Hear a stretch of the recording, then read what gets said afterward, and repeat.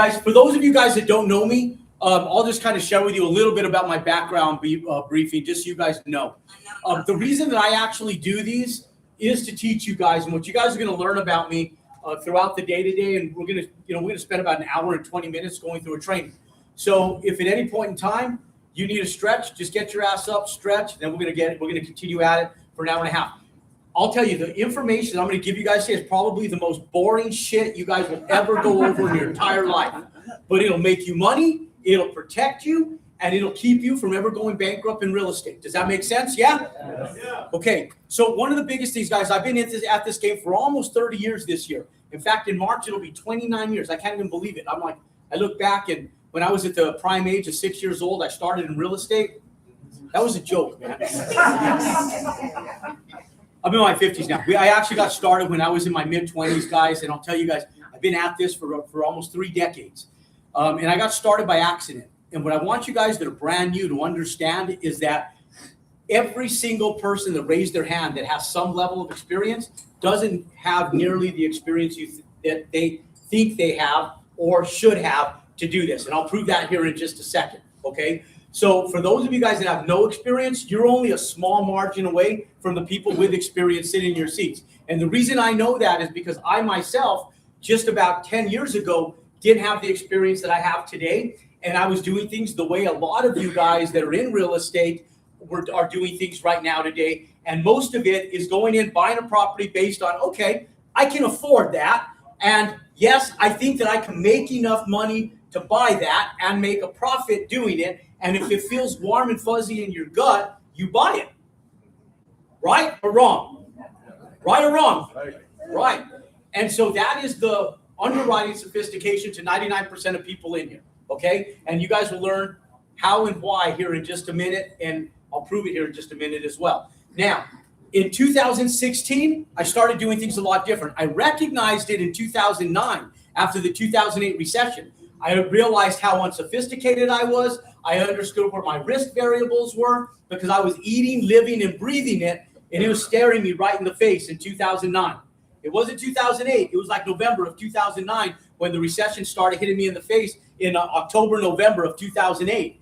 And I felt it in December, January, February of 2009, March 2009. It wasn't until about April that I was like, okay, we might actually get through this. And I felt like we were going to lose some properties. I knew we wouldn't go bankrupt. I knew that we were solid enough to not go bankrupt in 2008. But I did know that I was sitting between a rock and a hard place, and I was walking a line, a tightrope, very thin, between losing some of my retail developments that I was building ground up in that era. Does that make sense? Yeah.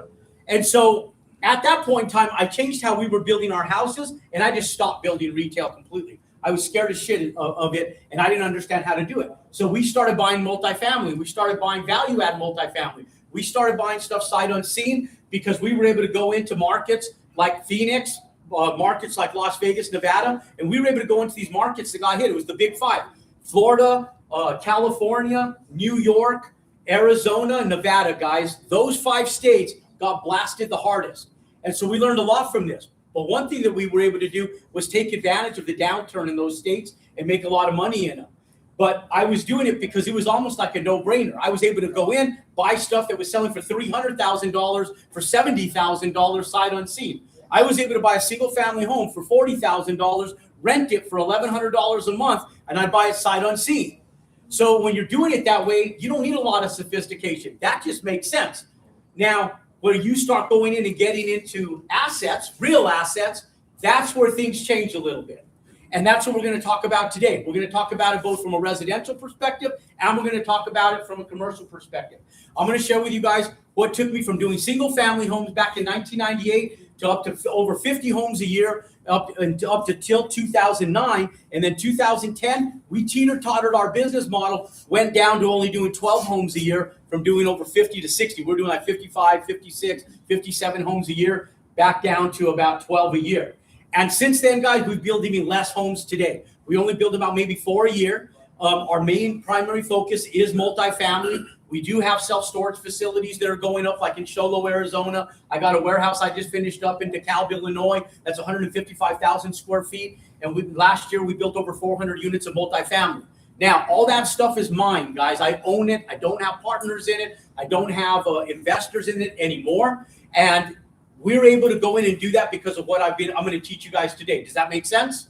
Yes. Now, the biggest thing, guys, if you guys look around, we're able to put these groups together anywhere in the country in about 4 or 5 days. And we have a community of 3,000 people nationwide.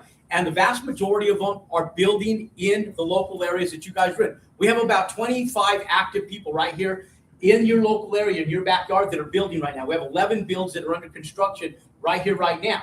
2 of them are multifamily. The rest of them are all single family homes. And truth be told, the single family homes, for those of you guys that want to build multifamily, it's a great segue for the in-between time when you're waiting for your developments to get finished in multifamily to take advantage of. Because if you guys could build 1 home a year and generate $250,000 net income off of 1 house, would you do it? That's why I still build a handful of them a year, guys, because we can make about $300,000 on a single family home. And guys, I live in Santa Fe, New Mexico, but we're building just outside of Albuquerque. So when people sit back and go, does it work here? I'm like, guys, if I can get rich in Albuquerque, you can freaking get rich anywhere. Okay? Does that make sense? Yeah. And so most of our developments are not in that Albuquerque market. They're elsewhere in Phoenix, California, Washington State, Texas, and a lot of those places. But ladies and gentlemen, both the need for housing right now. In fact, your guys' legislation. What the hell's wrong with your guys' governing body here in the city of Minneapolis? What the fuck, guys? Like, what is going on here in Minneapolis, guys? Like, no shit. Like, you guys are almost as bad as Albuquerque. You know? I mean, it's crazy, guys. Look, guys, I'm going to talk about stuff today, and it's going to rub some of you guys potentially the wrong way, and it's okay. I don't care where you guys sit politically. I don't care about any of that stuff. One thing you guys will learn about me is that I humanize everything to the reality of just how things are friggin' done, guys. I won't discriminate against anybody. I'll never talk shit about you guys being Republican, Democrat, or any of it. But I will tell you guys that I advocate for strength in what's going to help me, my future, my family, and my kids. Does that make sense? I got a couple chairs right up here, guys, and I got one right here. We got 4 chairs right up front here, guys, if you guys want to. If anybody wants to take those chairs, and we'll have a few more people coming in. Now, yeah, come on up, guys. Take those chairs. The ones up front, to the 5th row back, it's C notes only when I pass around the plate. And I'll take your money here in just a little bit. Welcome, guys. Okay, now, there's one there. Okay, now, ladies and gentlemen, Here's the biggest thing I want you guys to understand right now. We're going to talk about banking. We're going to talk about lending. One thing that most people never pay attention to when they're looking at real estate is how banks lend money. And how many of you guys are contractors in here right now that are already built for other people? Raise your hands. Okay? So a few of you guys. Now, truth be told, guys, for most contractors that are in here, the contractors that are here, the reason they're not building for themselves and the reason that they're here is because they haven't learned the finance game. They haven't learned the business behind banking. Does that make sense? And so when they learn the business behind banking, all of a sudden, doors and opportunities open up for them. To my advantage, guys, I went straight into this when I was younger. I didn't know what I was doing to myself and had no idea what it was going to do for my future. All I knew that I was a broke kid trying to figure shit out. And I struggled through every single loan that I went into, and I didn't know how to get lending. So I thought the banks were against me. So I was always trying to hold paperwork from these guys, feeling like they were going to one-up me, or if I gave them too much paperwork, it was going to ruin my deal. Not knowing that, truth be told, the banks have 75 to 80% ownership of your assets. Does that make sense? So if you're giving somebody 75 to 80% of your money, how many of you guys want your back covered entirely, guys? None of you guys? How many of you guys want your back covered if your ass is on the line for 80%? Everybody, guys. So the biggest thing is putting yourselves in a position where when you go out and invest, you act just like the banks. And to your disadvantage, guys, our school system doesn't teach it, doesn't promote it. Our governing body doesn't teach it, doesn't promote it. And so to your guys' disadvantage, where the hell do you guys go to learn it? Right here. Okay? And the reason I teach it is because I raise capital from you guys.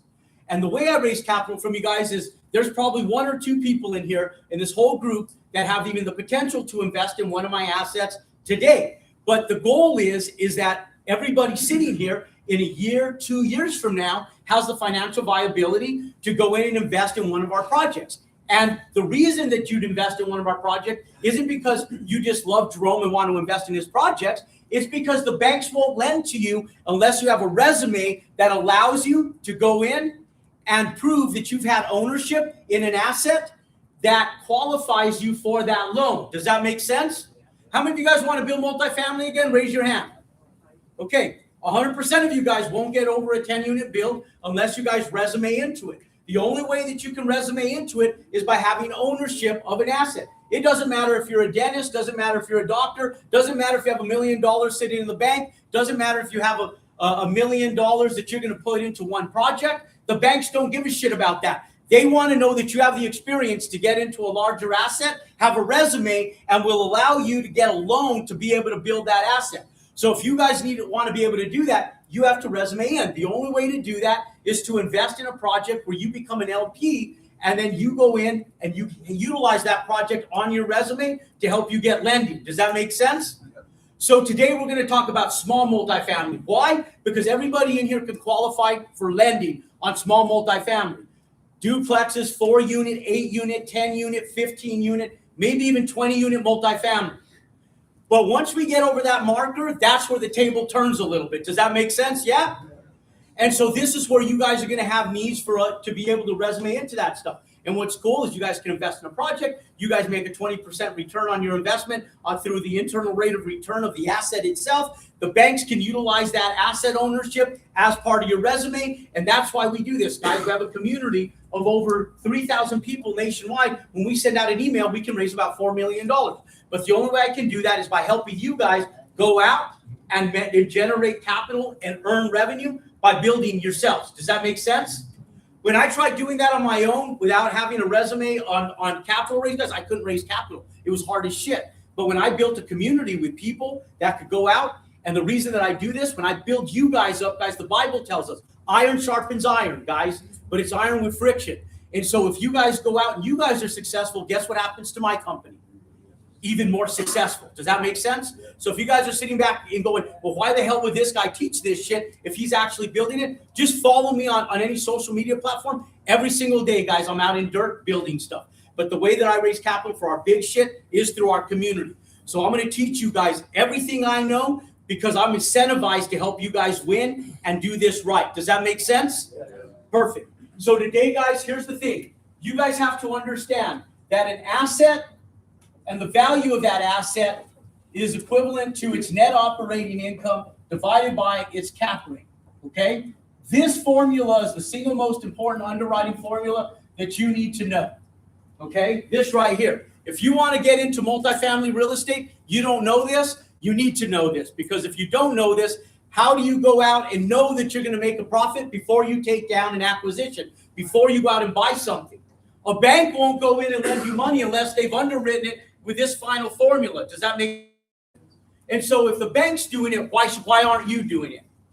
So what we're going to do is we're going to give the bank in advance what they need on the front end so that we're going in and doing exactly what the banks are doing on the back end. Does that make sense? Yeah? Yeah. Okay. So when we go in, guys, just for a simple theoretical example, we're going to talk, at the end, we'll talk about a small 8-unit apartment complex. But let's say that we go in, we build an 8-unit apartment complex that gets average rents of about $1,750 per month on average.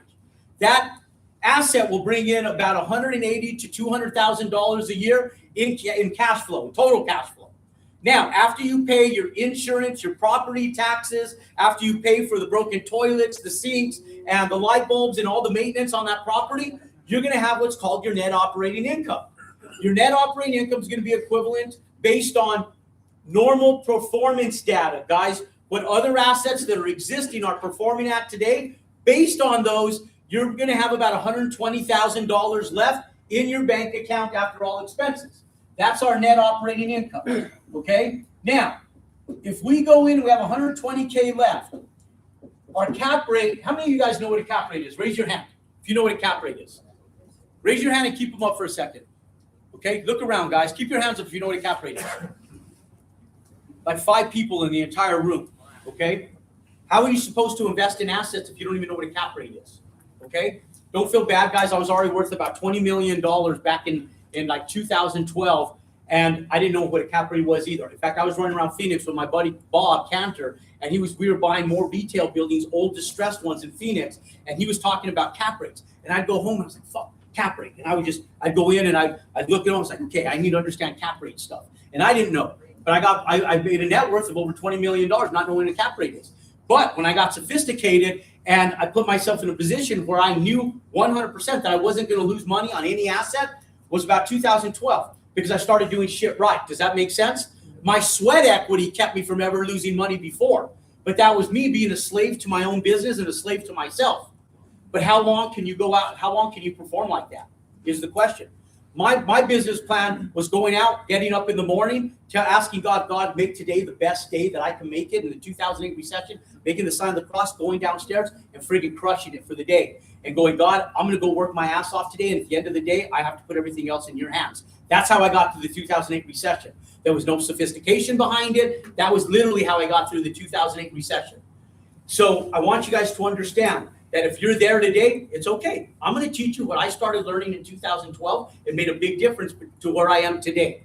Now, when we go in, guys, the cap rate is the rate of return that your asset brings you in real value in a percentage-based form. So it's similar to the stock market. You go invest in Intel, Walmart, ExxonMobil, or any of the big blue chip stocks, and if you make a 6%, 8%, 10% return on your money in the stock market, the equivalence of your return in the stock market is the exact exchange for the cap rate on your real estate on what you paid for it. Does that make sense? So if you paid $1 million for it and you made 10% on your money, you have a 10% cap rate.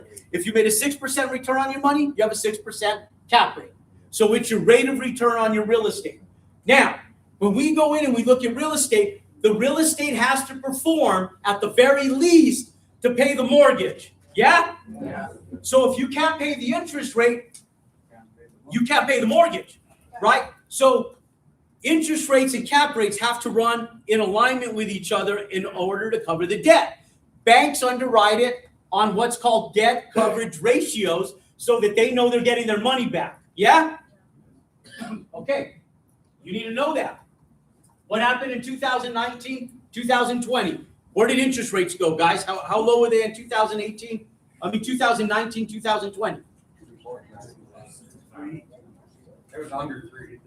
Under 3? So sub 3%. Let's just call it 3%. So product assets were trading for cap rates at sub 3% interest rates, sub 3% cap rates.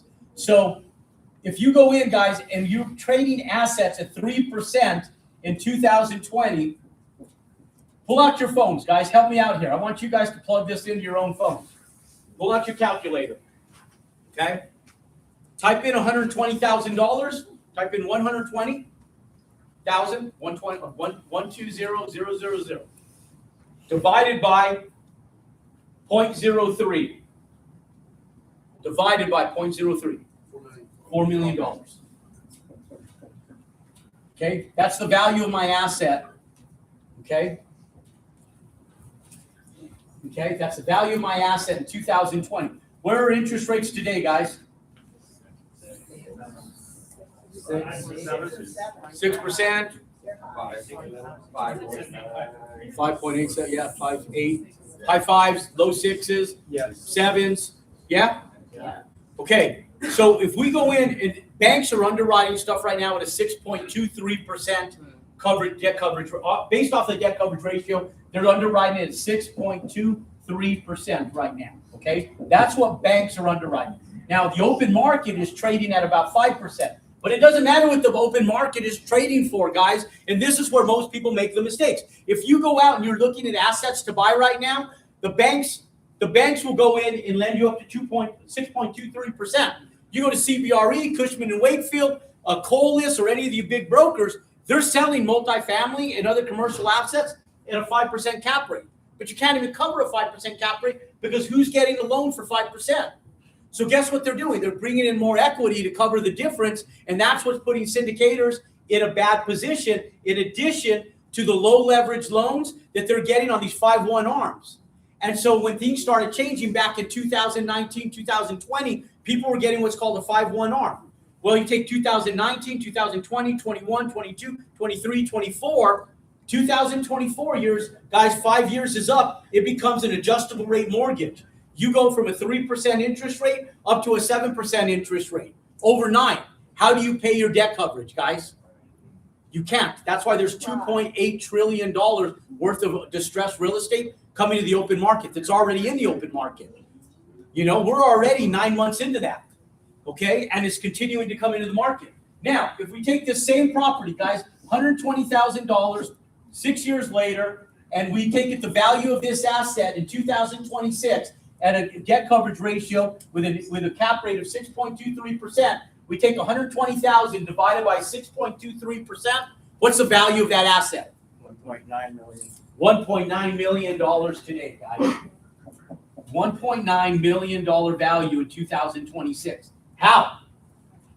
6 years has went by. My real estate is supposed to go up in value. 6 years later, it's not even worth half of what it was 6 years ago.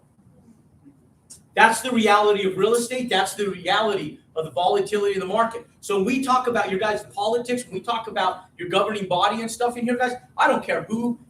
This is what I'm looking at, guys. I'm looking at what protects my assets that I've worked my ass off for, what protects my family, and what's going to continue to pay me dividends in retirement age. Because none of those motherfuckers care about you guys, period. Does that make sense? Does that make sense? Okay, guys, you can sit there with your picket fence and your little picket sign and your bullshit at the airport and all your bullshit, guys. This is the shit that's going to take care of your family. Does that make sense? Yeah, period. Period. So when we go in, guys, you need to know this. And the biggest thing that we go in and we underwrite on this stuff is you have to understand that if you don't understand this, how do you go out and buy this, build this, if you don't realize what the true value of that asset is under compressed market circumstances? Don't you think that it's better to know this on the front end instead of the back end? Would you much rather underwrite for this than this, knowing that this is the potential of what can happen in an open market? Yes, right? So if you can underwrite the cost to build and the value of an asset, that'll protect you. And that's what banks do. Does that make sense? Yes. Now, when we go in, guys, well, what happens this March with our chairman and our Federal Reserve? Very, very important, guys. Very important. Because if we don't pick the right chairman and this lasts too much longer, it's going to devastate commercial real estate, and we will go to becoming a capitalistic country, more to a socialist country, because of them taking our ability to invest and stay as entrepreneurs. You guys realize that America, guys, this is the land of capitalism, free enterprise, guys. That's what our forefathers fought for, and that's what our country is built on. The Rockefellers came in and put our school systems together, guys, to teach all of you guys, including myself, how to go out and become great employees. But that's not capitalism, guys. That's not what the U.S. is teaching us. In fact, if we're not careful, guys, our country will, like it was at one point in time, be fully ran by foreigners. Because when you're an immigrant coming to this country, how many of you guys are immigrants in here? Raise your hand. Look at the hands, guys. Raise your hands, guys. Okay. Ice, get them! I know that was a sensitive subject here, guys, and I told my wife I wasn't going to do it, but I was like, I'm going to do it anyway. I had it. All right. That was good. You guys are like, shit, now everybody's awake. Shit, where? Look, guys, truth be told, guys, these immigrants come to this country for one friggin' reason and one reason only. Why? To make money. Why else, guys? Who else is an immigrant in here? Why? Better life for your family. Guys, in spite of all the problems we have, guys, we're still the best country in the United States. I mean, the world. Does that make sense? We are still the best country in the world. In spite of the problems you guys think we have, we're still the leading power in the world, and we're still the best country to live in. This is where people come to. Why? Because of our free enterprise ways. It's been stolen from you guys. And people sit back, and they're sitting back going, you know, they're fighting over bullshit, guys. You have to fight for your capitalism. Guys, you have to fight for our free enterprise, because if you don't, no one else will. And so when I sit up here and I talk to you guys about what's happening in legislation, it's only because I want to keep what is rightfully ours and what makes the U.S. so incredible, guys. And it is our free enterprise system, entrepreneurship, and capitalism. Make sense? Yeah? Yeah. Because otherwise, why the hell are you guys here? Okay? Now, so you guys, I'm not going to apologize to you guys, but I'll probe you guys a little bit. I'm just going to be myself. Sorry for the bad words, but I'm just going to be Jerome. Is that cool? That's cool. I'm just going to be who I am, guys, because I have nothing otherwise to impress you guys about. I'll come up here, guys, and just be who I am. Because look, guys, truth be told, if you guys just implement what I tell you guys, I promise you guys, it'll change your life, guys. It'll change your life. It will impact you in such positive ways and your families, guys. Don't let me just be me, but I just told my wife, and my wife told me, she goes, I go, you know, I want to buy a nice suit the other day. I go, I want to buy a really nice one. I have some older ones in the closet. She goes, why? And she goes, you'll never put on. That's not who you are. She goes, what makes what you do work so well is because you are unforgivingly you. She goes, put on your Converse, go out there, get on stage, and just do your shit, and you be freaking you. And that's what my wife told me. And then I cuss on stage, and she's like, yeah, you didn't have to say it like that. All right, so there's like that fine balance too, right? And I listen to my wife. Okay, now let's look at residential real estate, guys. Okay, let's look at residential real estate. I want you guys to look at this from two perspectives, guys. One of them is affordability. Now, when we're going over this, guys, we're looking at everything based on comps, and we're looking at it based on asset values, based on pro formas. Okay, now, it's important you know the difference between both. This right here, the asset values goes between both of them, okay? Pro formas are for commercial real estate, multifamily, okay? We don't have an asset that produces income yet. Right. So it has to go based off of what the market is currently bringing back in terms of revenue. Does that make sense? Yeah. And so when we go in, guys, we want to know what assets are performing at in the current market. The only way to get that is off of performas that tell us what the market is performing at. How much it costs for us to be able to go in and expense our property taxes, our property management, our insurance, everything in that local area. And so other assets are already performing. We take that data and everything is data-based, okay? Now, comps are for homes. And the reason comps are for homes is because homes don't perform. Homes are not an asset, guys. They are a liability, okay? If a piece of real estate doesn't produce revenue, it's not an asset. It is truly a liability. Now, if you have a family, it's a contributing factor to what you need to live, and I recommend everybody have one, especially if you have kids, but it's not an asset, guys. I lived in a house for 18 years. I bought that house for like $250,000 back in 1999.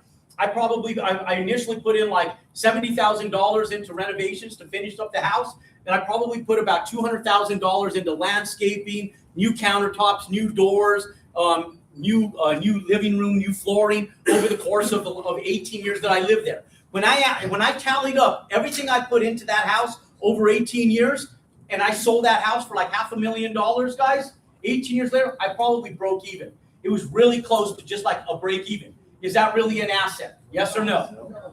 No, because if you want to sell your house under current market comps, you have to keep it up to date, yeah? Yeah. So, but I raised my kids there, at least until they were like 8 years old, and that's when we moved into our other house that we have now. We got this house. I actually built this house, but it went into foreclosure to the people that I built it for, and so we watched it and we bought it right. And so we have a $3 million home that we bought for just over $1 million, right? Built it, sold it, rebought it, and we bought it cash. Why? Because I know that house is worthless. When we sell it, we'll sell it as an asset. I'll make a couple $1 million on it, but it's not because the house was an asset. It's because of how I landed up picking it back up. Does that make sense? Yeah. Okay. But houses are liabilities, guys. And the reason that you guys get confused with this is because you aren't taught this in school. You go to the bank, your first introduction to lending is what's called conforming lending. Conforming lending is what you go after when you go buy a house, when you're going to live in it. So they're looking at your debt to income ratio and they're looking at your credit score. Why? Because the house doesn't produce income. There's nothing for that house to be able to stand on its own 2 feet. You are that house's 2 feet. Your income is what's going to vouch for that house. So it fucks your brains up, guys. And when you go out after real assets, you don't realize that the asset stands on its own 2 feet. And that income that it produces is what the bank is really vetting. I just signed a letter of intent on a retail center that I just bought that has vacant land on my Bernalillo project that I'm going to be building a luxury apartment complex that's a 55 plus community that I'm building right now. And when I went in for my initial bridge loan to construction loan, I went in and I told him, hey, it has this retail, there's a little bit of cash. Like, yeah, we don't care about that. He goes, we care about the multifamily. What's this multifamily going to perform at? Basically telling me the retail was absolutely worthless. And he goes, yeah, we're going to take the cash from that. We're going to designate the cash from it to make sure you pay us back, but it's pretty much worthless. We want to know what the asset's going to perform based on its potential and its performance based as a multifamily apartment complex, which is the real revenue. Does that make sense? Yeah. That's the real revenue. That's non-conforming lending, guys. It's investment lending. And when you realize that when we talk about investment lending and banks are going in and they're vetting your loans based on investment lending, it's going to benefit you because they're looking less at you and more at your asset. Does that make sense? Yeah.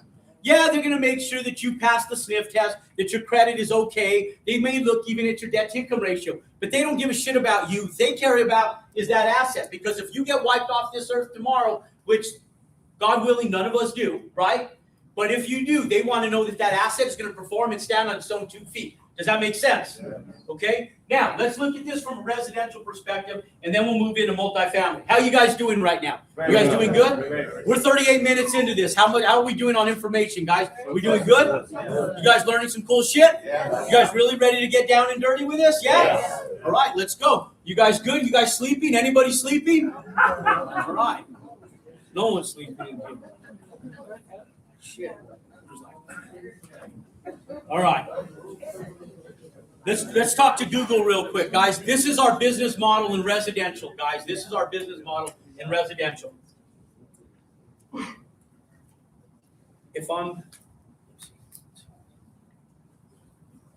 Where do affluent home buyers build houses in the Minneapolis surrounding area that are earning above average wages, want good schools and low crime rates? Where do they build homes?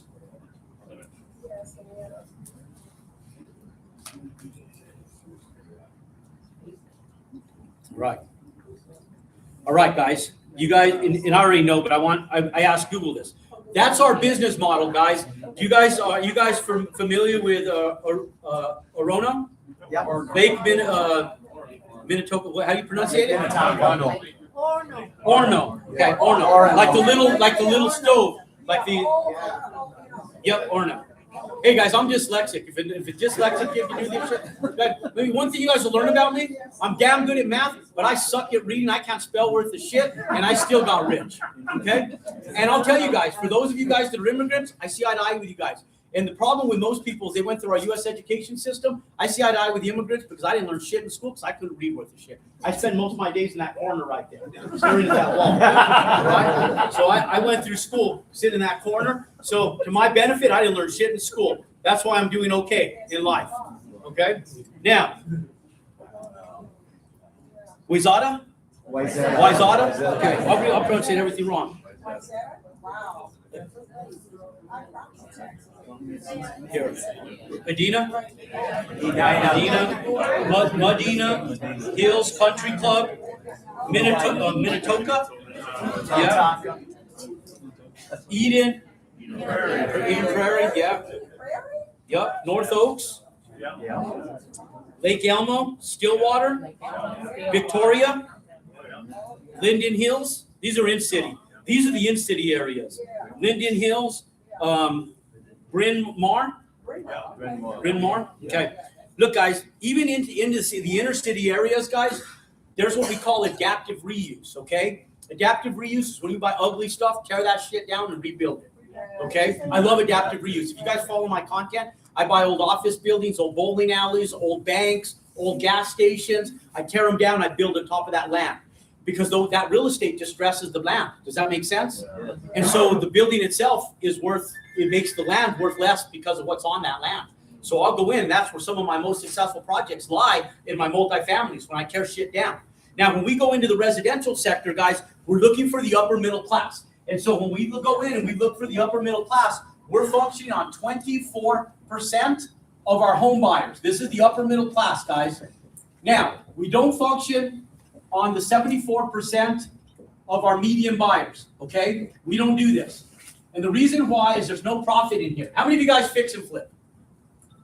Okay? Worst business model in the world. God bless your hearts. Don't do it no more. It's the shittiest business model in the world, guys. And I'll tell you guys, we've owned a lot of stuff, guys. I was one of the largest Subway franchisees in Southern Colorado and Central New Mexico for over a decade. I've owned some of the nicest five-star dining, sit-down restaurants. I still have one on the Riverwalk in San Antonio, in a bar and grill down there as well. We've owned beauty salons. We've owned coffee shops, juice bars, dance schools. We've owned all kinds of shit over the years. And I'll tell you, hands down, by far, ground-up construction and residential and multifamily have been our two best companies that we've ever owned to date. Does that make sense? Yeah. We did the fix and flip game when we were doing between 50 and 60 homes a year, and we did it to service payroll. So when we were in between homes, because we had to turn dirt on a house every single week, or we were eating payroll. So we picked up these fix and flips to be able to buy time, to be able to just house our employees. We never did it as a business model to make money. We did it so it wouldn't cost us money. Does that make sense? Yeah. And 9 times out of 10, we didn't make shit on our fix and flips. In fact, in the 2008 recession, we either broke even or got out of them for just a small loss. And so fix and flipping, guys, is not the business. And so what I tell you guys is don't function right here in this median sector, because this is like fix and flipping. Your margin is so compressed, $40,000, $50,000, $60,000 profit. It's hard to get lending because it's the liability to the bank too. There's not enough profit for the bank. There's not enough equity for the bank. So because there's not enough equity for the bank, they're going to give you less money. Your margin for lending goes down because of the equity spread. When you go into assets that are in the upper middle class, your equity spread becomes a lot greater. When your equity spread becomes a lot greater, your lending bandwidth grows. Does that make sense?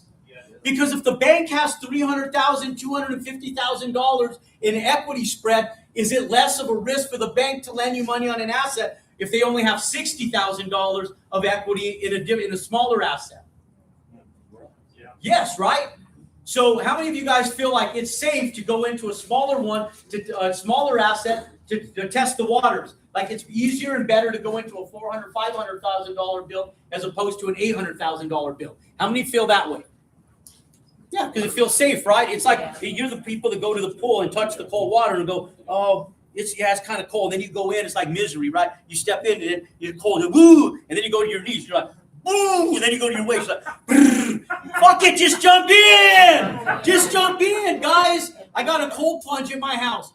My daughter did that the first time. She's like, oh, Dad, that's too cold. I'm like, baby girl, just get in. I'm like, just get in the cold plunge. First time I told her, it sucked. You're going to feel like you're going to die in about 30 seconds.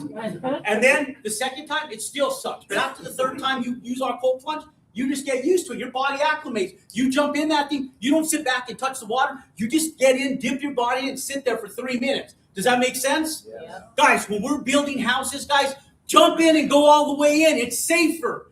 It's less shock to your body, to your finances, and to everything you're doing if you just immerse yourself right from the get-go. Does that make sense? Yes. So when we go in, guys, the upper middle class, we're doing homes in excess of $700K to $1.5 million, okay? This is what we're functioning at. And every single person in here can qualify for those loans, provided that you guys do what we're telling you guys to do. Now, even if you might not live in that house, it doesn't matter, guys. You don't have to live in that house. Back when I started building, guys, my credit was shot. Last time when I came up here and spoke last in Minneapolis was in 1995. I came and did what's called a regional training for a sales and marketing company called Equinox International. We were selling water filters and vitamins. I was one of the international marketing directors for that company, and I was in the top 25 money earners in the entire company. And when we came out here back, and I sucked at that company, by the way, for like 2.5 years. I was broke as shit. And I came out here, guys, and I was up here speaking back in 1995, 96, guys. I came in, and I'll tell you guys that I couldn't afford to get into an upper middle class home. When I first started building, my credit was so shot because we had training centers nationwide. All that went in my credit when the FTC shut us down in 1997. We were the fastest growing privately held company in American history in 1995. 1997, shut down by the FTC because we couldn't fix our growth. We grew too fast. The FTC came in, shut it down. It wasn't my company. I was just a sales distributor for that company. That's how I accidentally got into building, guys, when I was in college. And so when we came in, guys, and we started doing this, my credit was about a 460. And I was living in a trailer park in Albuquerque, New Mexico, because I bought this little trailer when I was in pharmacy school and I was in college. I didn't have any construction experience. I found out that there was money in concrete, didn't have no idea. I started doing decorative concrete, opened up a little concrete company, and we landed up taking that little concrete company because of my sales skills to $1.7 million in our very first year in 1998. With that capital, I was able to go in and start building houses. But I had so much debt that I didn't make no money that year. And so I had to use owner financing and creative finance methods to get into this stuff. I accidentally got into this sector, guys. It wasn't by Jerome's smart intelligence. It was an accident. I just happened to build my first house in this sector because the gentleman that I copied was driving a Harley Davidson motorcycle. He was from New Zealand. I showed up to a property where we were pouring a foundation 2 houses down. I landed up talking to him one day because that's what I do. I just talk to everybody. And he told me he was going to make $80,000 on this build he was doing. And he showed up in a Tommy Bahama shirt, looked like he was going out to a nightclub in the middle of the day on a Wednesday. I was like, what the fuck's this guy doing? You know, I'm like, shit. And so I want to do what he's doing. And he was building houses, guys, because this isn't a full-time job, guys. This is a full-time salary on a part-time deal. So I was running my concrete company and I was moonlighting building houses. Now, when we went in and we did this, guys, I took a 3 lots down from where this guy was building, and we made over $80,000 on our first build in 1998, guys. I was doing 120-day builds. We were building them in 4 months back then.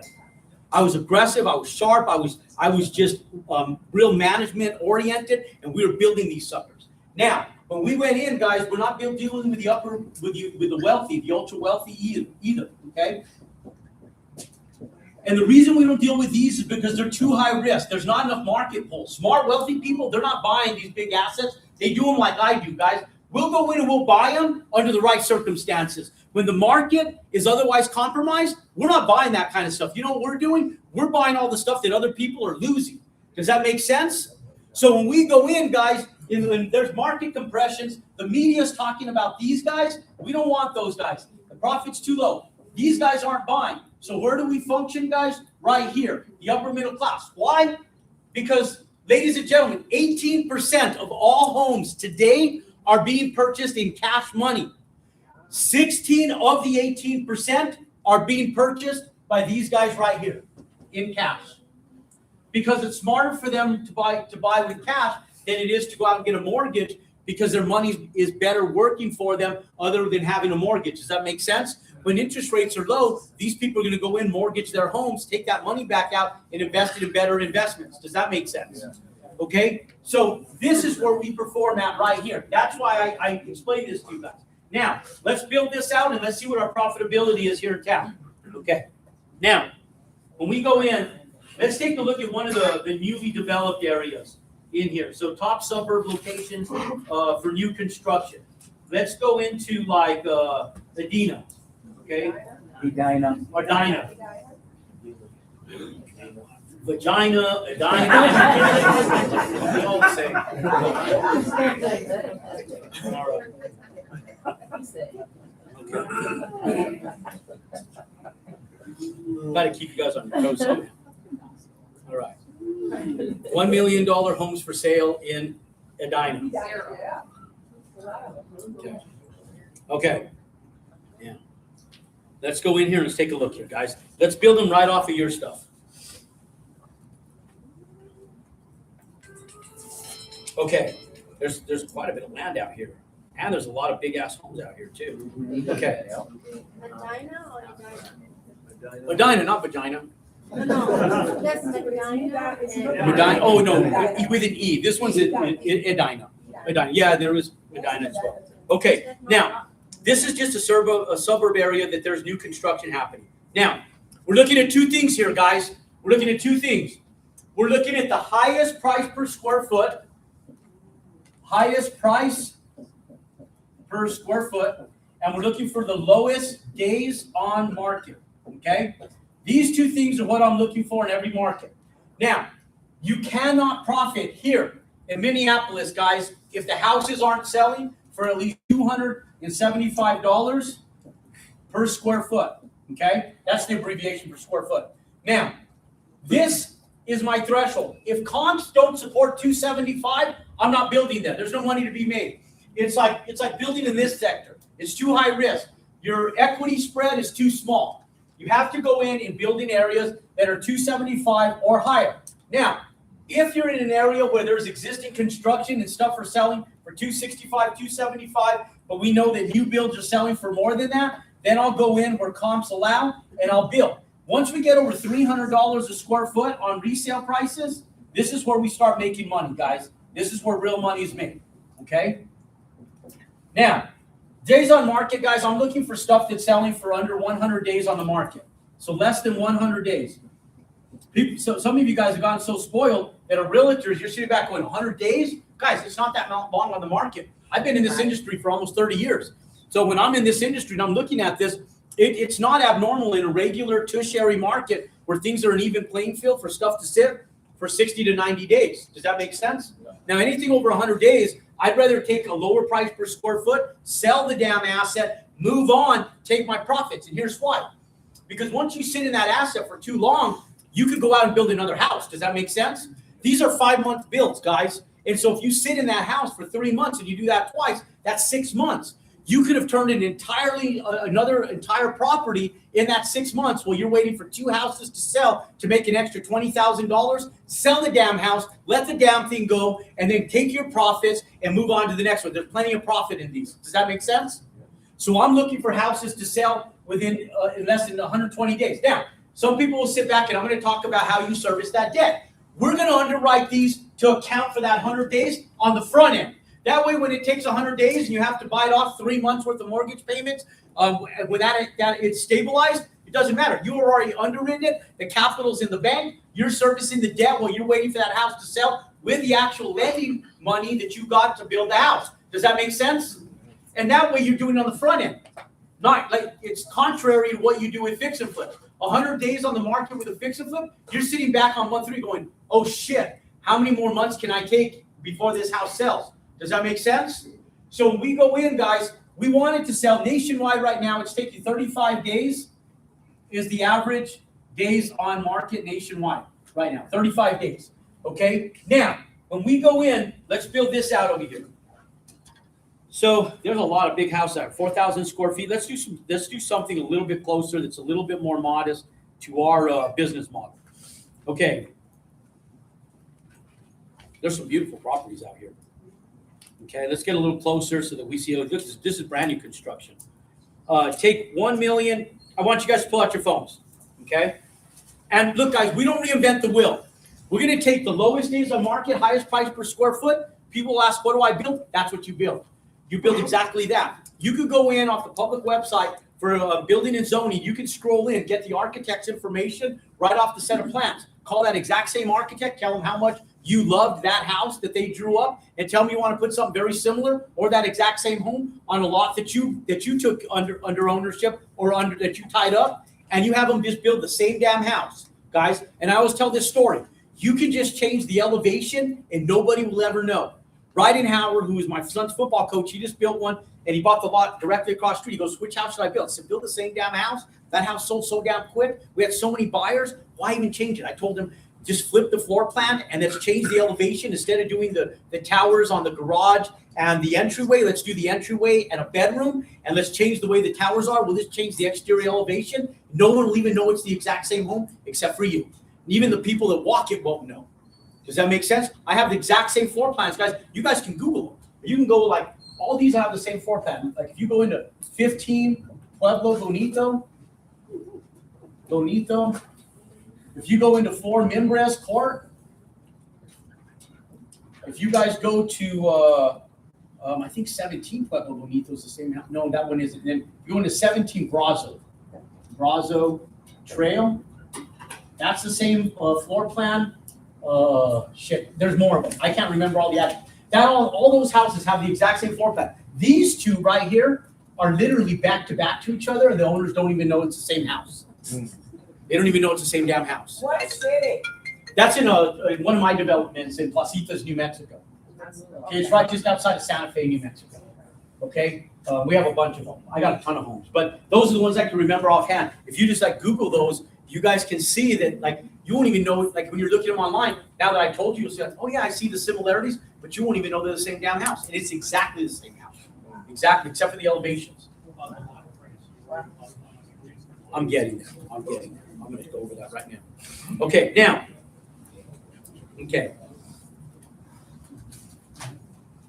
Okay. There's so much affluency out here, guys. There is no lack of opportunity or finances in this area, guys. Okay. If we go in. All right, here's one that's still being framed. $1,200,000 divided by 2641.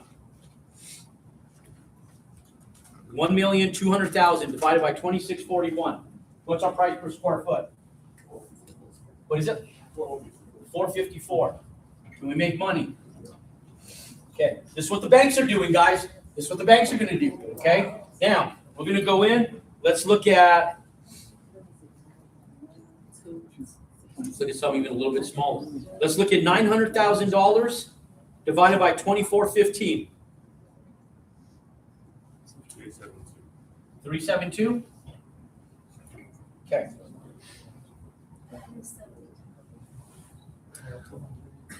We got $1,222,000. 1222 divided by 3778.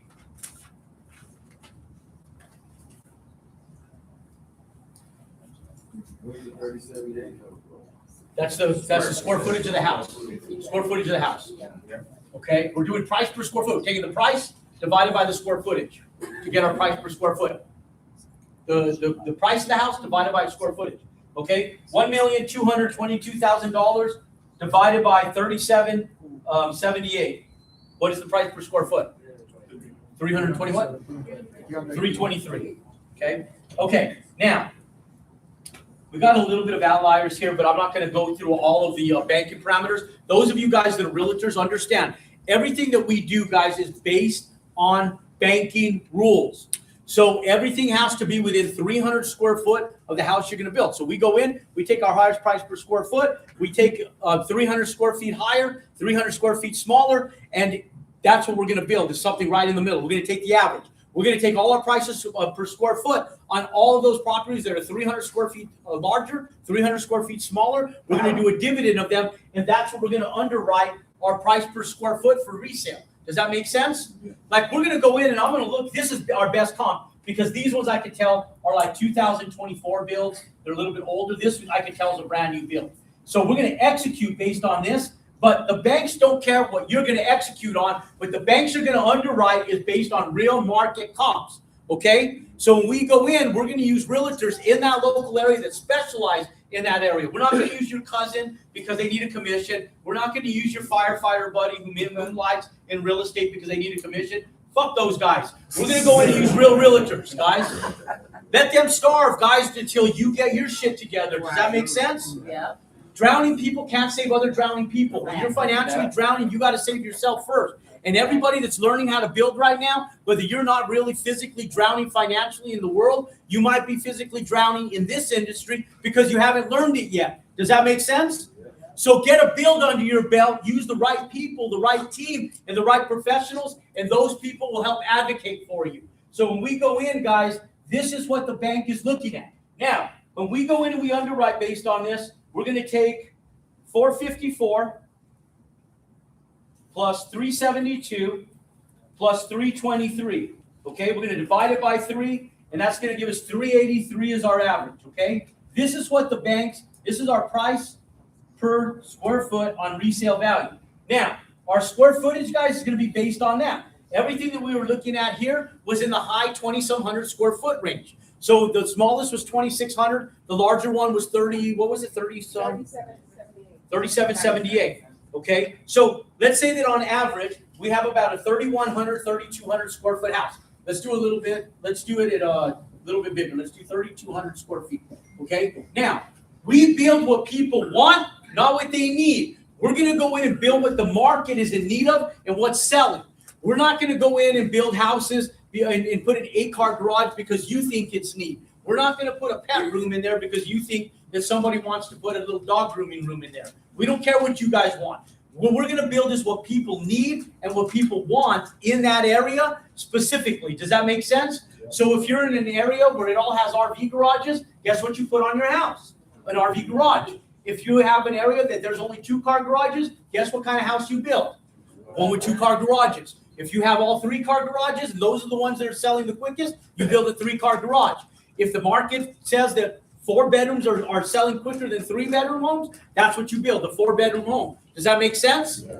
All we do is go in and we affirm what the market is doing, and we just build what the market tells us to build. And we do the same in multifamily. Okay? So now we go in 3,200 square feet times 383. What's our resale price? 3,200 times 383. That's $1,225,600. Okay, this is our resale price. How are you guys doing? You guys doing okay? Yeah. Yeah. You guys doing all right? Yeah. All right. Now this is our resale price. Okay. Now when we talk about land, guys, you can't spend more than 15 to 20% of the resale value on the land. Okay. Now, once you go over $1.5 million in resale value, I'll let you guys get up to 25% of the overall cost for the land itself. But right here on this one, 20%. So if we go in and we have a resale value of $1.2 million times 0.20, the most you can spend on the land is going to be $245,000. Does that make sense? Does that make sense? Yes or no? Yes. Okay, guys, very important. Doesn't matter if lots are selling for $300,000. You go in and you execute based on the right formula. Does that make sense? Alec, my camera guy, last year in 2025, I told my entire team, if we're marketing this stuff, everybody on the team has to build. So if you guys look at Angel back there, guess what Angel's doing, guys? He's building. Guys, he's building up in Fort Lauderdale. You know, we were working on his lot, one of his lots this past week. My camera guy, Alec, if you guys follow my content, Alec guy, I shit you not, he's a camera guy. He was working at T-Mobile 7 years ago. I pulled him out of T-Mobile. He's running a videography business, and he's building a house right now. In fact, I had him over there working on proctors and soil density tests today so that they could pour his foundation tomorrow or Thursday. Does that make sense? And he's building a $1 million home, guys. And so when we went in and we were looking at Alec's lot, the lots were all for sale for $200,000. I told him we can't afford to pay more than $175,000 for the lot because the house may list for $1 million, but comps only supported $890,000. So based on comps, I can only pay $175,000 for the lot. He landed up tying up his lot for $150,000. He got lucky. We won't find another one for $150,000 in that area. The rest of those lots, you could probably get them for now for like $170,000, $175,000 at best. But we're not willing to pay over $175,000. Why? Because we knew this. Does that make sense? Yeah. So I told Alan, your top price, I don't care if they're listed for $200,000. We'll put offers in. It took us 6 offers to find that one lot. We put in 6 offers. We got 2 people to buy. I landed up buying one of the other lots that was $170,000, and I'm building down the road from him to help him. And so one of the houses that you guys see that's going up on my social platform is literally a couple blocks away from Alex, and I paid $170,000 for it. And obviously he took the one for $150,000. Yeah. Right? He found it. Okay. Now, but it's my business model. I'm like, I'll do $174 because I know I'm still going to make over $300,000. Okay. Now, when we go in and we do this, guys, our build cost to build a product like similar to what you're seeing up there on some of those addresses is going to be closer to about 100. And we're building houses that look like the ones on those addresses there. The ones that look like the ones on my phone. We're building them for about $155 a square foot. And not just in Albuquerque, guys. We're building in Phoenix. I'm building in Kirkland, Washington. Kirkland, Washington, guys, I'm paying about $185 to $200 a square foot to build. You guys don't have that market here. This is not the tech giant that Washington is. The cost of living is not as expensive out here. The cost of living is very similar to what it is in Phoenix. Does that make sense? So because your cost of living is about what it is in Phoenix, you guys are going to pay about $155 a square foot to build these homes. The problem is that most of you guys are not contractors, and in order to get a loan, you're going to have to hire a general contractor. It's the exact same business model that I implement nationwide. The only place I GC my projects are the houses in my own backyard.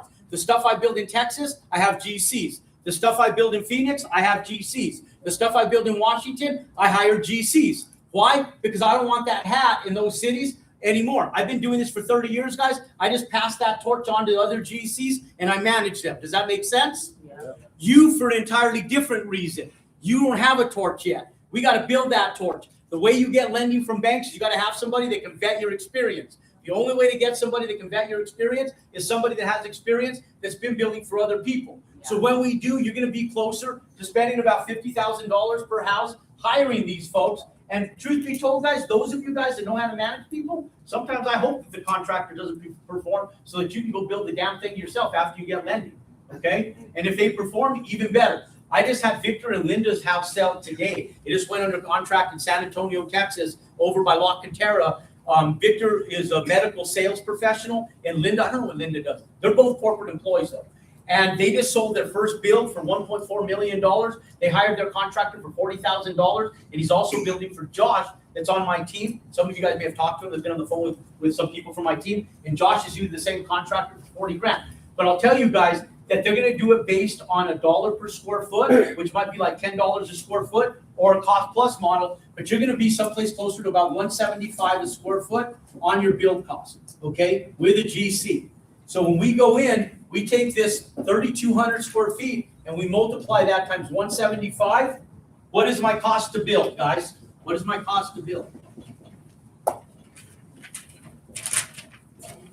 Pull out your phones, guys. Come on, I'm here for you guys. Get your ass up. Pull those phones out. Tell me what that price per square foot is. What is? I mean, what that price is. 560. 525. 560. 560. Yep. Okay, $560,000. Now we go in. That's our cost to build. Now we're going to have our closing cost of 6%. What is 6% of this $1.225 million, guys? What's our closing cost? 74,000. What is it? 74? 74K? Okay, $74,000. Now, we're also going to have our debt service in here, okay? You guys have to go in and underwrite your cost for money. Now, these two right here are what I'm going to need to be able to build it. These are back-end costs. So we're going to need 805,000, 805, okay? This is what we need from the banks, okay? We need that 805 because we want the bank to pay for the land for us, yeah?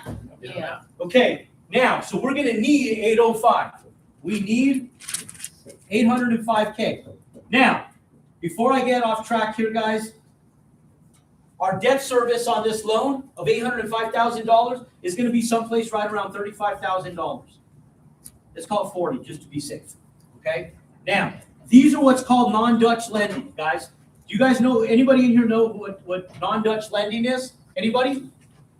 Anybody? Look around, guys. There's not one hand up in the whole room. How do you get loans if you don't even know what non-Dutch lending is, guys? Non-Dutch lending is construction lending, guys. They don't go out and charge you interest on $805,000 because they don't put $805,000 in your bank account. They give you draws. And based on your performance and the draws, they only charge you interest on the amount of money that you've taken. Dutch lending is when they go in and they charge you interest on the full amount from day one. Non-Dutch lending is an escalating loan that continues to grow as the progress of your development grows. Does that make sense? Yeah.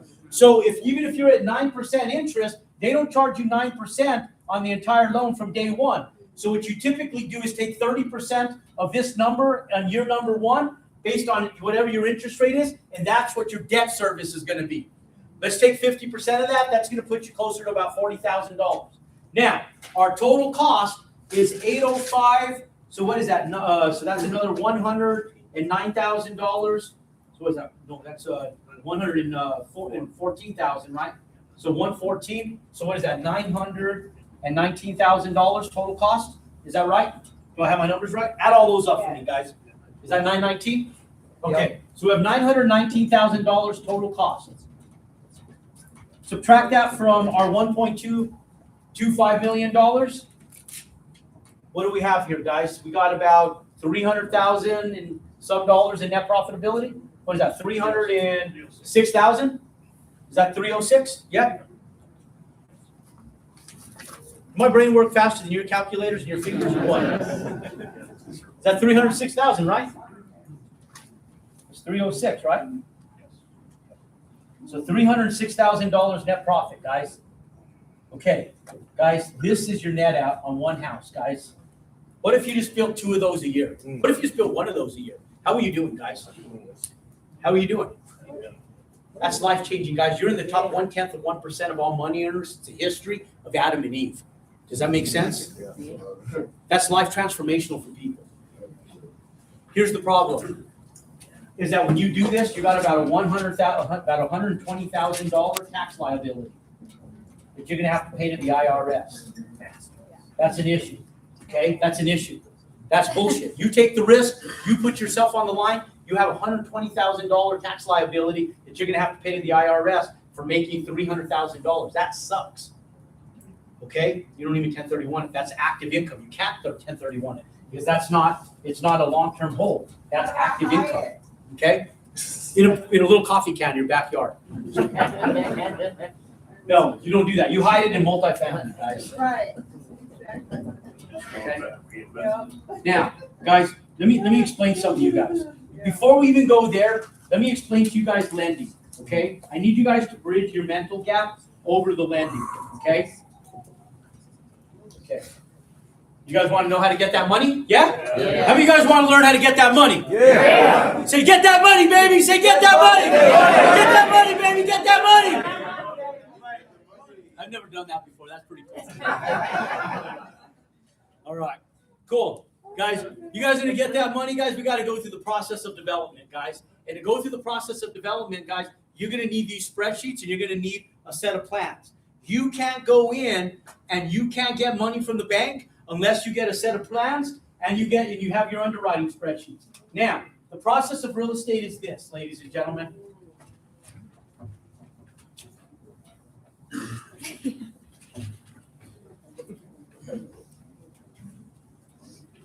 Let me leave that on there so you guys can see that. Okay, now, here's how lending works, guys. When you go in, you need to go through the process of entitlement. You're going to need a survey company. Usually it's the same survey company that has the stamp symbol right on the survey that the seller gives you when you buy the lot. Because typically the seller has to provide a survey because they're exchanging a lot that you're buying, and so they typically pay for the boundary survey. Does that make sense? Now, when they go in and they pay for that boundary survey, you're also going to need a topographic survey. You have to pay for that. That topographic survey is going to cost you about $1,500. Okay, $1,300 to $1,500. Now, you're also going to need an architect or a draftsman. A reasonable architect, draftsman is $2 a square foot. Okay, now you can get as high as $6 a square foot for an architect. Now I use draftsman because my draftsman actually charged me $1 a square foot, believe it or not. So, but if I go to like Kirkland, Washington, we're all the way appreciated, $6 a square foot. Here in California, $6 a square foot. Here, you can find them for $2. Do you guys have the ability here to use draftsmen or architects? So let's say, for example, we have that 6,200 square foot house. What did we say? What was it? 3,200 square feet? 3,200 square feet. Okay, so we're going to be someplace closer to about $7,000. Okay, for an architect. So about $7,000. Now we're going to need two engineers at minimum. We're going to need a civil engineer, and we're also going to need a structural engineer.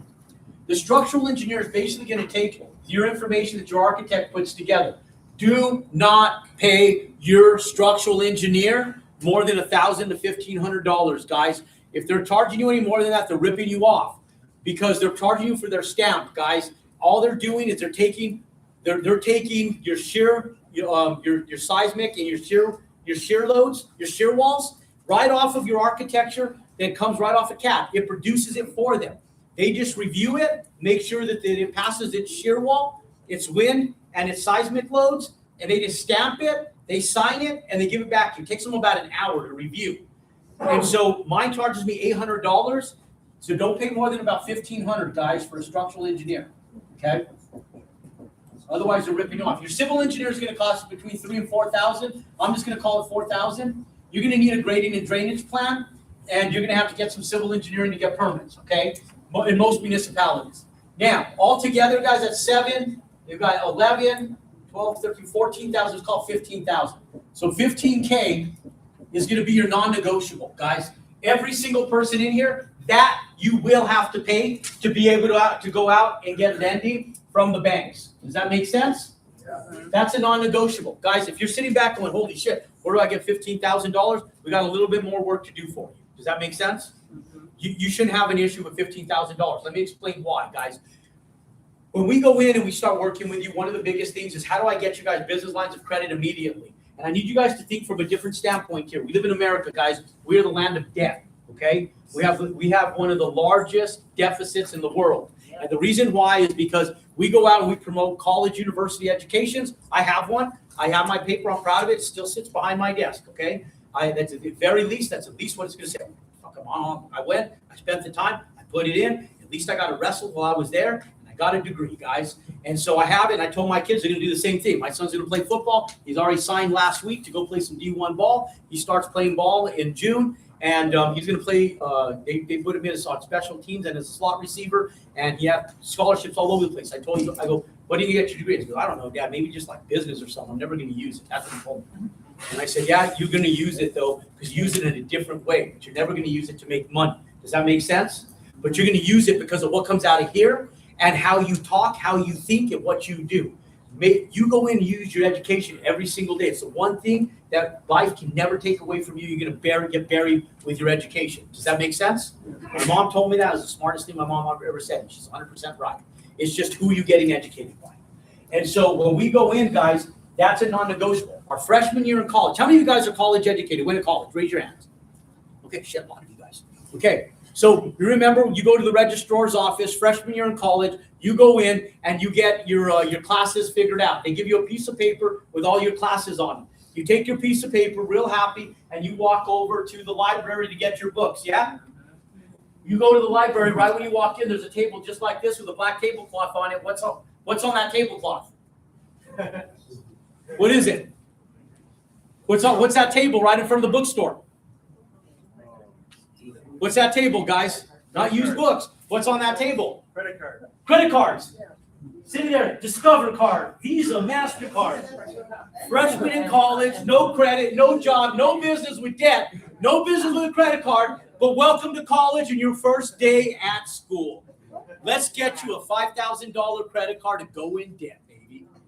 Okay? Now, I teach you guys how to get business lines of credit because business is the same way, guys. 95% of companies fail in the very first year, guys. 95% of them. Out of the 5% that make it, guys, 85% of them don't turn a profit till year number 3. Those are real life statistics, guys. Real life statistics.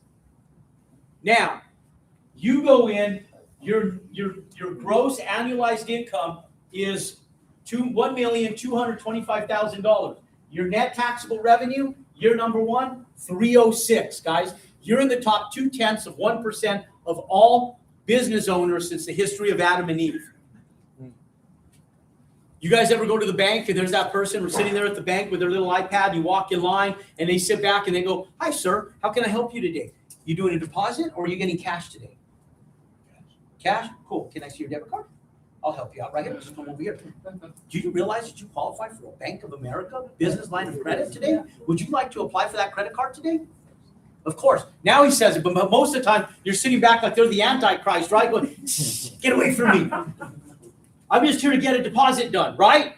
Now, ladies and gentlemen, you sit back and go, you damn right I qualify for that line of credit. Let's go, baby. I got $15,000 I got to put into my first bill. I don't care if that interest rate is 20%. It doesn't matter. You know why? It's a short-term bridge loan, guys. I have the affiliates for you, the lenders for you to help bridge over that gap. Why? Because when we go in, we're going to have these spreadsheets that look exactly like this.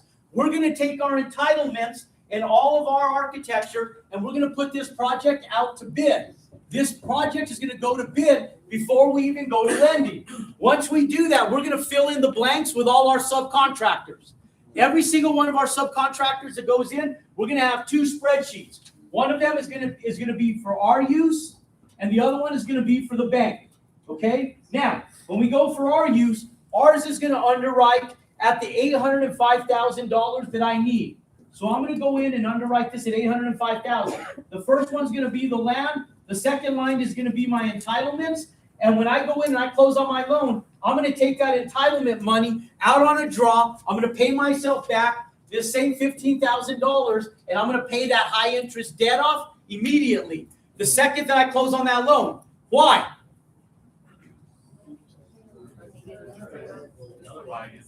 Repeat. What'd you say? You go build another one. That's why. You're going to pay that off. You're going to take that same $15,000 and you're going to start the second you get permits, guys, and you're lending, you're going to go retain lot number 2 and you're going to start building a pipeline so that you can build your second house. So that way you have a set of plans and a set of permits with a smile on their face ready for you the second this house sells. Does that make sense? Yeah. So the second that title company closes on the dotted line, you go turn dirt and close. In fact, I would just set up the closing for the land and the on your second build and the close on that house on the exact same day. You go in, one title company, one close, you get your new lot for your second house, and you close, you get your money in the bank, and the next day, you have your tractor guys out there grubbing and turning dirt on the very next day. Does that make sense? Yeah. And you just roll it right into your second build, and that $15,000 on that line item goes in and pays for house number 2. Okay? You pay it off, cuts down your interest, and then you start it all over again.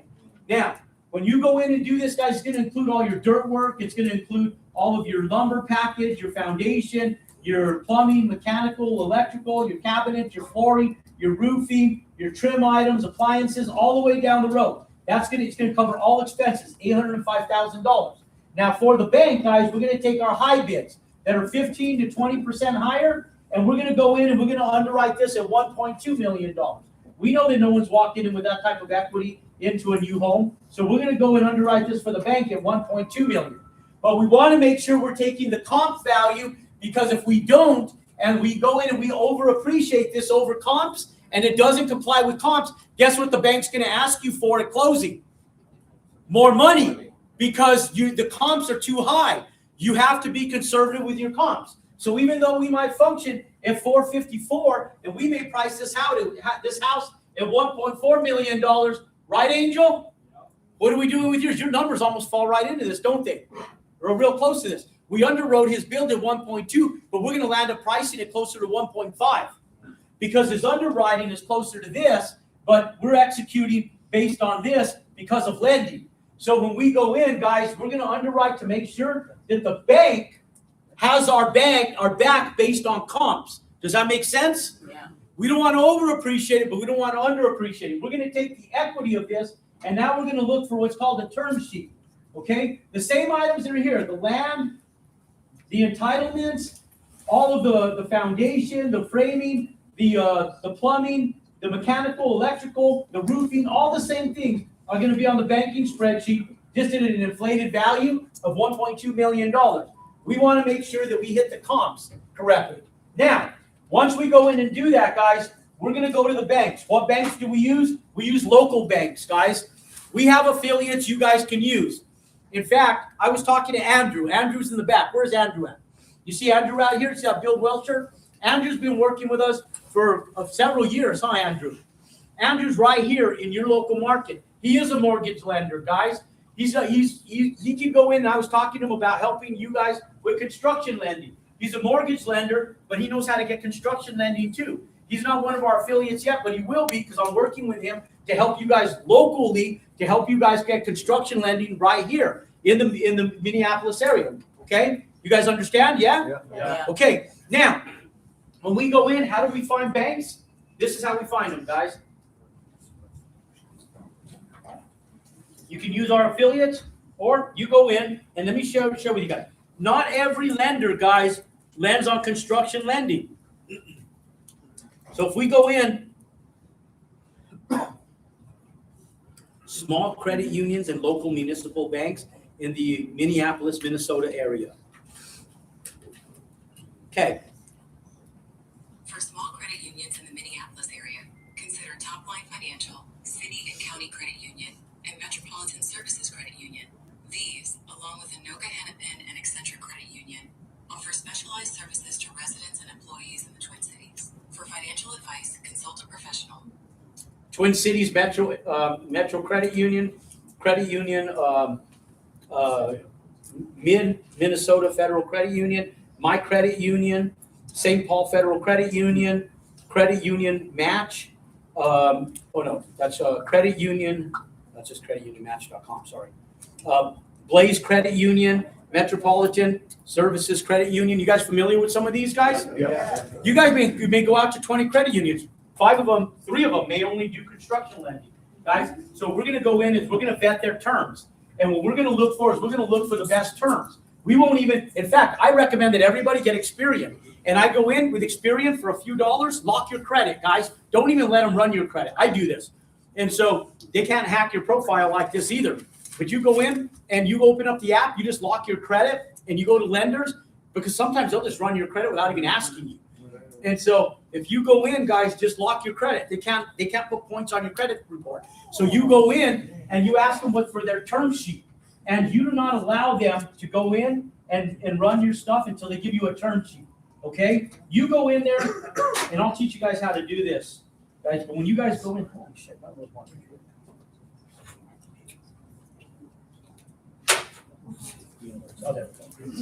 Okay, we're going to go in and we're going to ask them for a term sheet, guys. The term sheet is what's going to tell us what this number needs to be. And that's what's going to depict our lending. So when we go in and we tell them what our term sheet is, guys, let's say that like Alex, they said, I'll give you 70% on the land and 90% on your build cost. Relatively, it's going to be someplace right around 75% loan to value or loan to cost, okay? Somewhere right in there. Now, if you're a veteran, what was my veteran? There was somebody, yeah, my veteran. So you guys, 0%, guys, 0%. You guys can do a bridge to perm loan. You guys can go in, do owner build loans. Veterans, guys, you guys, FHA loans, really good government assisted loans, guys. Now, you guys go in and just do a regular FHA loan at 95% loan to cost. But here's the deal, guys. If you go in and just do regular traditional construction lending, 75% of $1.2 million is what, guys? Take $1.2 million. 1,200,000 is 900,000 times 0.75, 900 grand even. Okay, so the bank is willing to give you $900,000. Okay, based on your underwriting and based on comps. How much do you need? 805. Now, if you're worried about payments, look at this, guys. It's called interest reserve. And what the bank is going to do is they're going to underwrite it based on your debt service.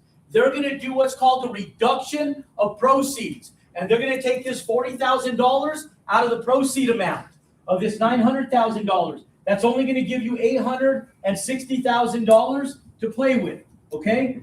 Don't use what you don't need. You only need 805. You go in and execute at the 805. The rest of it is just contingency money. Don't touch it. Don't use it. Don't buy cars with it. Don't buy dumbass watches and dumb shit with it.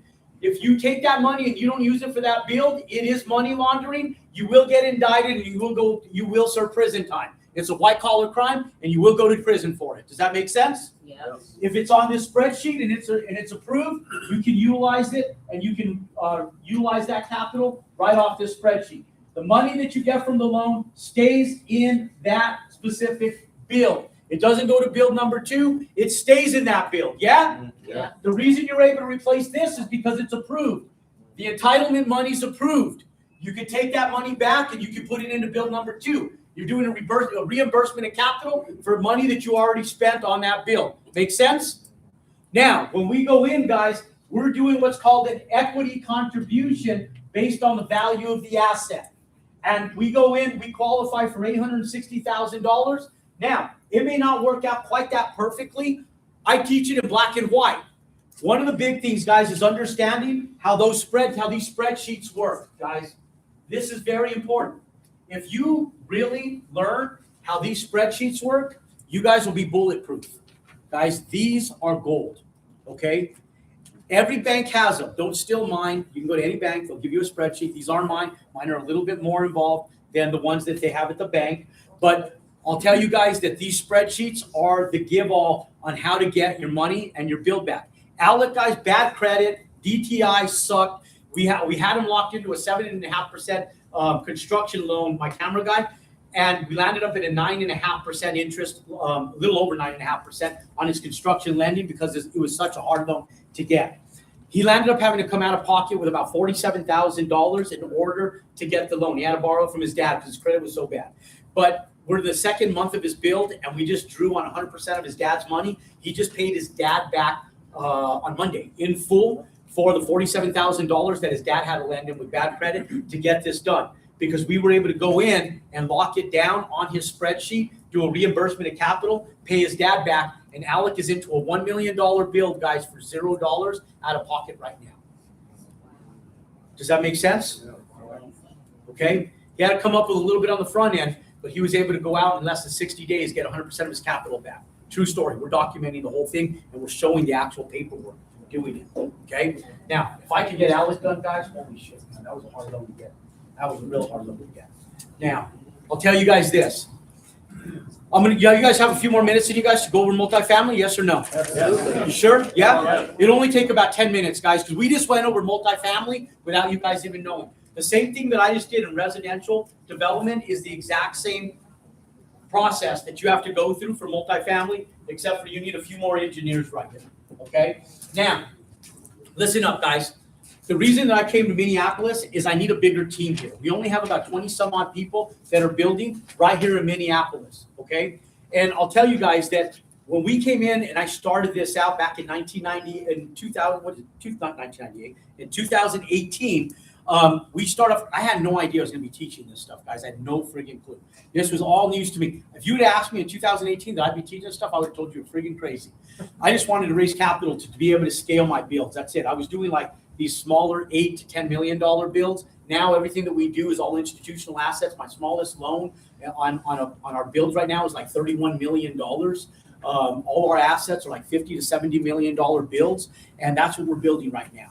Now, we still build our single-family homes, and I do have a couple smaller developments that I'm just building cash, like 30-unit multifamily that are like just little cash hogs, guys. They're cool little cash hogs. And the reason I tell you guys this is because one of the biggest things that has been a needle mover for our community has been our small workshops. If those of you guys like Andrew came in, he was working with me in my big events in Las Vegas where we put thousands of people in a room. They cost me like $1 million to put on. They're very high stress. We walk on stage like in a deficit of $750,000 and they suck. I was like, no more of those. 2 years ago, 2023 was the last time we put on one of those big events. I said, I'm going to do these small hybrid events. And the only way that you can show up to these hybrid events, we don't want anybody and everybody there. We don't want 2,000 people there. The people that I want there are the people that were willing to invest in themselves. And the reason is because we do these events really for free. There's an investment that comes out of your pockets to attend because we have cost as well. We go in, we feed you guys, we have a venue. It's in Las Vegas, Nevada on February 21st and 22nd, 2 weeks from now, guys. And it's by invite only. And truth be told, we're sold out right now on that event. We're completely sold out. And so there's not even tickets available, but I couldn't come to Minneapolis. And I told Rick, who actually runs my back office, Rick's my brother. And I told him, I said, bro, I can't come to Minneapolis and not at least offer some of these folks from Minneapolis. And Rick said, cool, but we can only give like up to 15 tickets, Jerome, because we're completely sold out. We only invite 350 people to go. We get about a 95% show-up rate to our events. And the reason why, guys, most events only get an 80% show-up rate. The reason ours are so high is because of what we're doing. They're underwriting workshops. We don't advertise them. The only place that you can come in and register to attend is by coming to one of these live meetups wherever I do them across the country. If we advertise them, guys, look around, guys. We've even had people walk out, and this took me 4 days to put together this room, guys. I could sell out that venue in less than 2 weeks, but we have anybody and everybody. The quality of the people that go to those are at a higher caliber because these are people that came out, answered an ad, sat in a room, learned and got trained on a business model, and they sit back and go, shit, this makes sense. I need to take advantage of this. And then they go out and they invest in themselves to fly out to Las Vegas and spend a couple days with us. We only do a couple of these a year, and we've only been doing them for the last 2 years. We've only done 5 of them since we started doing these workshops. They're little hybrid workshops, and we go in and we underwrite, guys. Let me explain to you guys what these workshops look like, okay? Because how many of you guys came in getting way more in the last hour and 20 minutes than you thought you were when you came in today? Raise your hand. Everybody, guys, everybody. Imagine if you spent 16 hours with me for 2 days, what you're going to get. Just think about that for a second, guys. I don't put in speakers. I'm your only speaker. I do have one buddy speaking for like 45 minutes. That's it. But I'm your only speaker, guys. You guys don't need motivation, guys. You guys need information. That's the needle mover for you guys. Does that make sense? I got rid of all the bullshit speakers. You guys want motivation? Go Google Mr. Goggins and go Google Goggins and go get your motivation, guys. You can get all the motivation you need right at the palm of your hands, guys. It's information that you guys need. Does that make sense? So understand, when we go in, guys, it's going to be a mentally fatiguing weekend for you. Hands down. I know that some of you guys, even just after an hour and 20 minutes, are mentally fatigued right now, aren't you? Right? A lot of information. But guys, when we go in, we're going to start off, and I'm doing perpetual money machine too. It's a cool training. Nobody in this room has ever seen it. Not even Andrew, not even Angel that have been working with me. Nobody knows about perpetual except for Rick himself. We're going to have such an incredible training up in Las Vegas. It's going to be an experience that no one has ever been. It doesn't exist in the industry. I took this training back at the Aladdin Hotel and Casino in 1993 for my mentor, Bill, at the Aladdin Hotel and Casino. For those of you guys that don't know what the Aladdin Hotel and Casino is in Las Vegas, you guys are about 20 years too young, okay? And so it's torn down. That's where the Planet Hollywood Hotel is. But I took that training there, and we're bringing it to Las Vegas again, but we're doing it with our Build Wealth Workshop. Does that make sense? We're going to go in the morning. We're going to teach you guys how to build business lines of credit, but we're going to do it through Perpetual Money Machine. And then we're going to go in and we're going to run through this spreadsheet forward and backwards, guys, on the residential. Then we're going to go to lunch. Lunch is on me. I rented out an entire restaurant at the Golden Nugget. Fertitta bought the Golden Nugget a few years ago, renovated the whole damn thing. It's awesome. They were doing the swimming pool just a few weeks ago when I was there with the big shark tanks and everything in there. That place is awesome. I rented out an entire restaurant. Lunch is on me. I'm going to feed you guys salmon, chicken. I got the lunch is called the Tuscany. You guys get like meatballs, steak, fish, and what else? Something else, guys, and chicken. And so I'll tell you guys, it's in salads and the whole 9 yards. That's on me.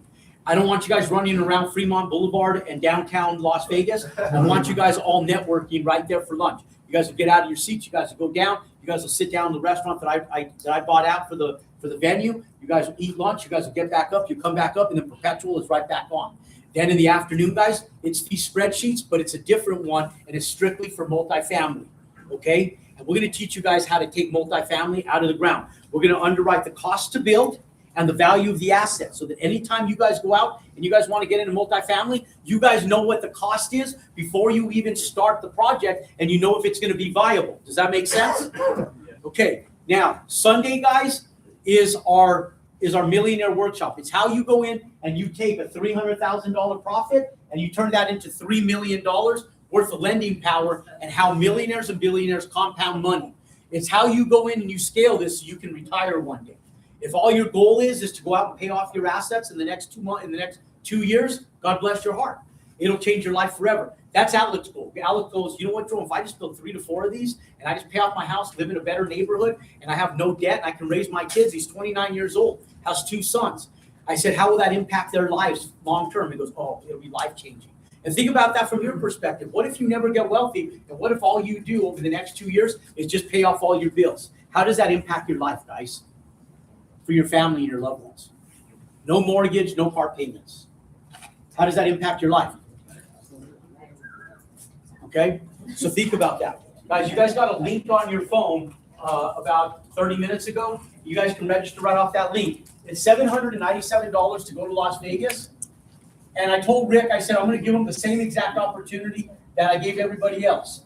You guys have an opportunity to take advantage of it for $597, but only while I'm here for the next couple hours. In a couple hours, the 15 that my team opened up go back up to $797. And it's first come, first serve. If you click on the link and it doesn't work, it's because 15 of them are gone, guys. Now, a +1 ticket, if you have a spouse, is $200. That's not included in the 15 that we have. So for $200, you can bring a spouse or a sibling to the event, okay, or business partner, okay. But you only get 1 +1 ticket.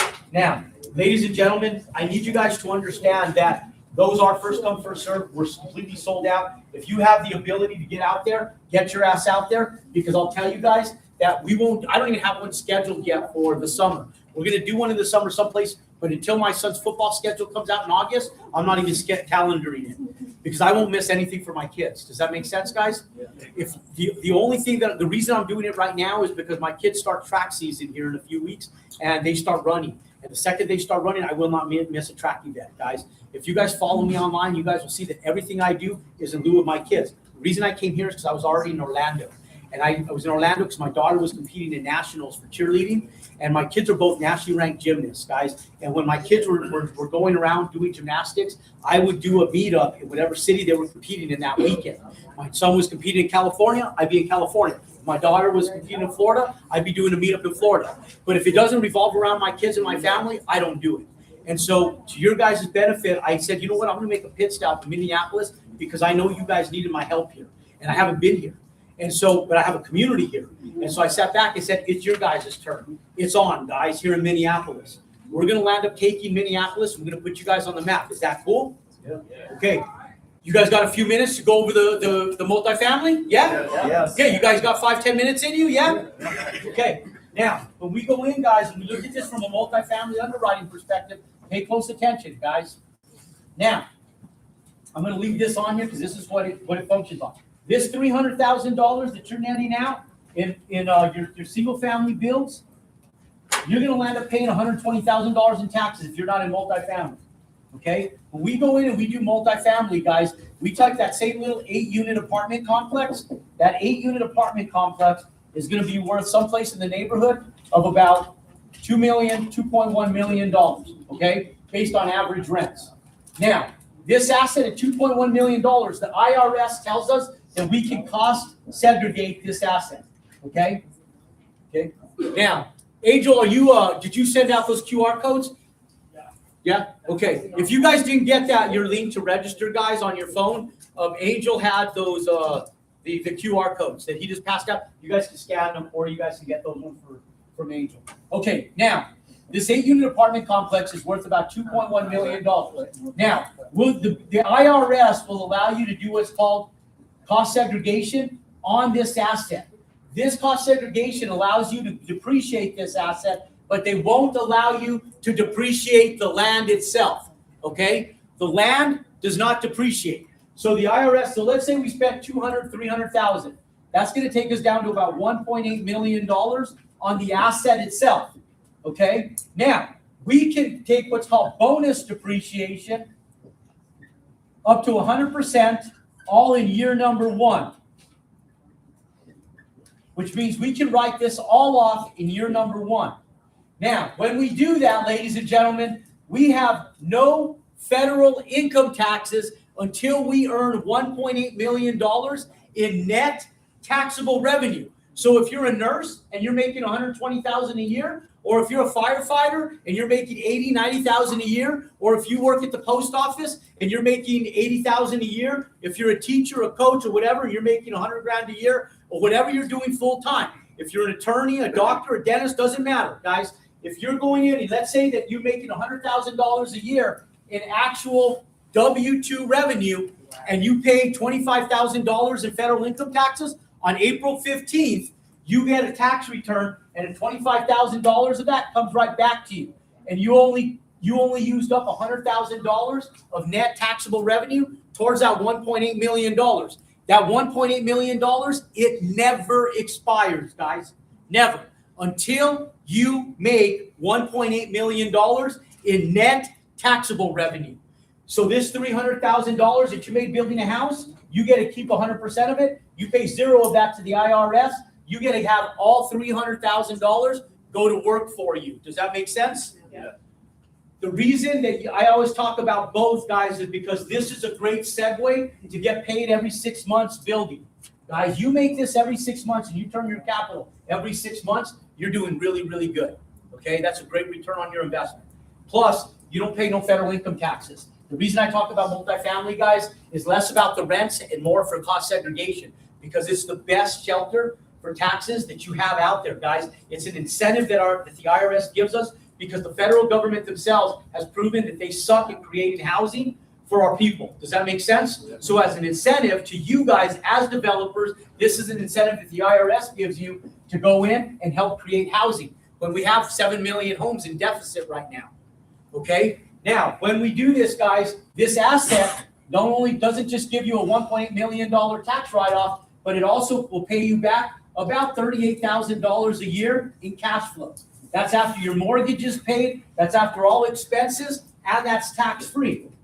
So it doesn't sound like a ton of money, but it's $38,000 that comes in whether you work or not, guys. That's your passive income from that asset after all expenses and the mortgage is paid. Not a ton of money, you're not gonna brag about it, but some people will work a 30-year career and don't even get that in retirement. Does that make sense? Yes. That's tax-free income, guys. That's a 6-month build, guys. It's an 8-unit build, it's 6 months to build that thing. Okay? And you can come in, you'll have about $600,000 in equity in this. You can either sell it and make 600 grand, then you have another tax liability, or you can come in and you can just hold on to that equity. When you do sell it, you can cash out on that $600,000. That's in today's market at a 6.25% cap rate, guys. What happens when interest rates lower and that value of that asset goes up to 2.5 million? You do a cash out refinance, you can go in, still keep an 80% loan to value on that thing, pull out $300,000 in equity, tax free. And it doesn't even go against your $1.8 million because it's a loan and it's not income. Does that make sense? You pull $300,000 out of that asset tax free, and you still own it. It's still cash flows, and you still have the cost segregation from it. That's an asset that continues to pay and pay and pay again as the market evolves. Does that make sense? Yeah. That's why I love multifamily, and that's why I love multi-unit real estate, ladies and gentlemen. This right here is life transformational for absolutely every single person sitting in this room today. And that's why we go in, and that's why we build multifamily. Now, ladies and gentlemen, we're just a couple weeks away from Las Vegas, but I'll tell you guys this. When you guys come in and you guys are starting with us, how many of you guys would love to be a part of a community that actually helps you guys every single week, guys, and every day, really? But how many of you guys would like to have a layout, a format, an agenda where you guys knew exactly how to execute every single day from start to finish on what we do? When my kids, guys, were in gymnastics, and I started doing this, and I put this together, it took me a year to write a course curriculum for this. I didn't even know what I was embarking in. It took me an entire year. I ran around with a little camera, and when my kids were put to bed at night, I would sit down, and I would go record in little ballrooms just like this all over the country. Didn't matter where my kids were competing. And I put together a curriculum that takes about 12 weeks to realistically go through. That 12-week curriculum has changed a lot of people's lives.